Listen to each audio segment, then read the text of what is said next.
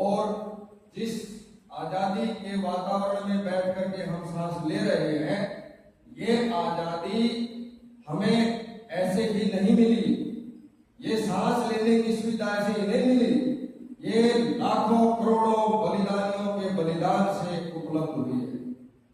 और आज भी हम संघर्षरत हैं और हजारों वर्षों की यातनाएं हमने झेली हैं। जैसे अभी सतबीर जी जिक्र कर रहे थे, ये डच, पुर्तगाली, कुषाण, अंग्रेज, मुसलमान, पता नहीं कितनी प्रजातियां जातियां जो है वो भारत में आई। उन्होंने यहाँ पर अपनी सत्ताएं चलाई, देश पर अनेक प्रकार के अत्याचार किए और हजारों सालों की गुलामी से, असंख्य बलिदानियों के बलिदान से हम स्वतंत्र हुए। 15 अगस्त 1947 में तो ये देश वीरों और बलिदानियों का देश है। प्रदीप पंत ने गाया है, आप मेरे पीछे गाए, उसमें बलिदानियों का जिक्र किया है और उनका गुणगान किया है। एक लाइन में गाऊंगा तो उसको आपने गाना है दोबारा दोहरा करके। ये है अपना राजपुताना राज जिसे तलवारों पे, ये है अपना राजपुताना इसने सारा जीवन काटा बरछी तीर कटारों पे, इसने सारा जीवन काटा कूद पड़ी थी यहाँ हजारों पद्मिनियां अंगारों पे, कूद पड़ी थी यहाँ हजारों पद्मिनियां। यहाँ प्रताप का वचन पला है आजादी के नारों पे, यहाँ प्रताप का वचन पला है आजादी के नारों पे। बोल रही है कण कण से कुर्बानी राजस्थान की, बोल रही है कण कण से कुर्बानी राजस्थान की। इस मिट्टी से तिलक करो ये धरती है बलिदान की, इस मिट्टी से तिलक करो ये धरती है बलिदान की। आओ बच्चों तुम्हें दिखाई झांकी हिंदुस्तान की, आओ बच्चों तुम्हें दिखाई झांकी हिंदुस्तान की। इस मिट्टी से तिलक करो ये धरती है बलिदान की, इस मिट्टी से तिलक करो ये धरती है बलिदान की। तो ये बलिदान की धरती है।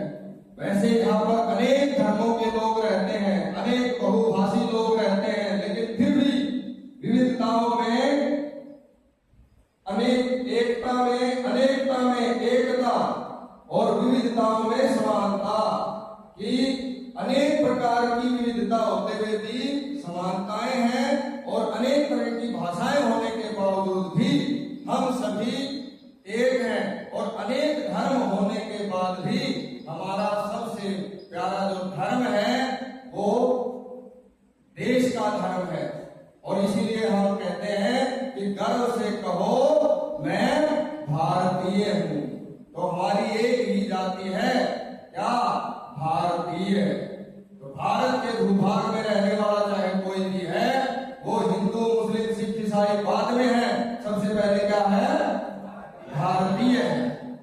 तो अनेक भाषाएं होने के बाद भी हम एक भारतीय हैं, क्योंकि राष्ट्रभाषा हिंदी है।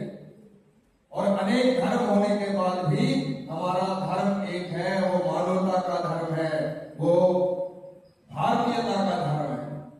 तो देश की रक्षा करने के लिए अनेक वीरों ने अपने प्राणों की आहुति दी। और आज भी आप देखते हैं कि अपनी सीमाओं पर दिन रात विषम वातावरण में देश के जो पहरेदार हैं, सैनिक हैं सेना के, वो ऐसे ऐसे वातावरण में खड़े होते हैं जहां पर पत्थर भी, जहां बर्फ जमी रहती है, गर्मी के समय में भी जहां पर 0 से भी माइनस डिग्री तापमान जहां पर होता है, जहां जीना दूर होता है, गर्मी और सर्दी की ऋतुओं को वो सहते हुए सभी प्रकार की यात्राओं को, वातावरण को सहते हुए सीमाओं पर देश की रक्षा करते हैं, जिससे हम इस तरह के बैठ करके आयोजन कर पाते हैं। यदि वो सीमाओं पर न हो तो हमारा इस तरह का वातावरण, आयोजन, सम्मेलन, धार्मिक सम्मेलन, सांस्कृतिक सम्मेलन, ये इस तरह के हमारे जो राष्ट्रीय और अंतरराष्ट्रीय पर्व हैं,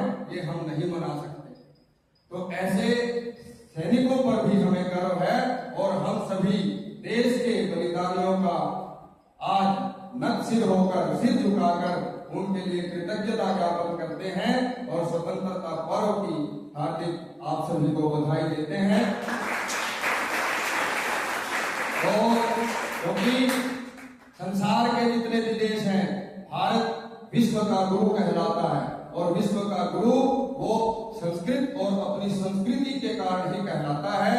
यहाँ नालंदा और तक्षशिला जैसे महाविद्यालय होते थे, विश्वविद्यालय होते थे, जहाँ पर विदेशी पढ़ने के लिए, संस्कृत पढ़ने के लिए आते थे। इसीलिए हमारे वेदों का, पुराणों का, गीता का सभी भाषाओं में अनुवाद हुआ है और जो जो हमारी अच्छाइयाँ थी वो दूसरे देशों ने अपना ली हैं और कुछ फूहड़पन वो हमारे यहाँ पर छोड़ करके गए हैं, जिनके हम आज जो है उनकी मानसिकता के और उनकी संस्कृति के गुलाम हो चुके हैं।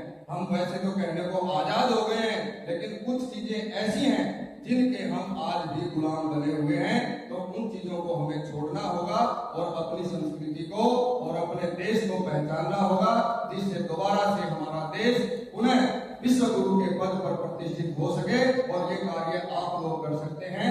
जो भावी पीढ़ी महाविद्यालयों में, गुरुकुलों में तैयार हो रही है, वही इस कार्य को बखूबी कर सकती है। तो एक बार जोर से बोलेंगे, भारत